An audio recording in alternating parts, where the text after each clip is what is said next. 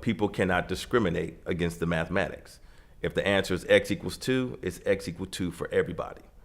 I say I'm a mathematician because of the way I was raised, and my father made sure that I became a mathematician. In the 6th grade, he said, "Son, you will be a mathematician."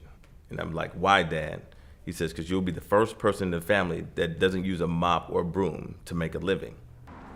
After attending UCLA, I decided to get into education. A counselor told me, you're taking too many hard classes, your schedule is not good, you're working too much. I said, "Well, no one in my family's ever been to college, so I don't know how to do college." He said, "Well, let me help you with your schedule." And then I was able to graduate. And I said, "Thank you so much. I would have failed if you wouldn't have showed me how to get through college." I said, "Is there anything I can do to pay you a debt of gratitude?" He said, "Well, teach math 2 years in the inner city." And that's what inspired me to go back to school to get a master's, to open up my own charter school for young men of color here in Los Angeles called MBA Leadership Academy, which stands for Math, Business, and the Arts Leadership Academy. Boom, this is tier 1. They mastered tier 1, give them the badge. Now we're moving on to tier 2. And then tier 3 is rigor, accuracy, and time. If they have the rigor, the accuracy, and they can do it under time constraints, right, then your kids tier 3, we're confident that they'll do well with that particular skill in any context. Right. Different communities have different strengths. After tutoring in the inner city, I realized that usually the young men of color are very creative. They have a real strong sense of creativity, but they usually don't have the tools to express that creativity in positive ways.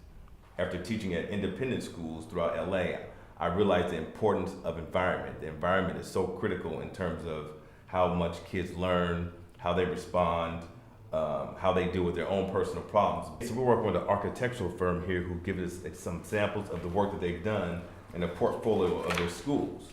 So because the real estate is so dense in LA, we're trying to figure out how can we convert existing space to dynamic schools. After visiting a lot of schools in the inner city, you just get a feel, unfortunately, that it's almost like a prison complex. I mean, you just see concrete, no green spaces, bars on the windows. And then when I go to the schools where I've taught, there's lots of green space, a lot of open space, a lot of freedom, a lot of current designs. And so those are the kind of things we want to bring to the school. I taught at a private Jewish school, and the first thing they want to know is, do you know the Jewish culture? Do you understand our religion? Do you understand our community? And so I had to take classes in Hebrew. I had to study the Torah. And then I said, you know what? That's how school should be. You should know the culture of the students. It's like when someone walks into a church, you instinctively act a certain way.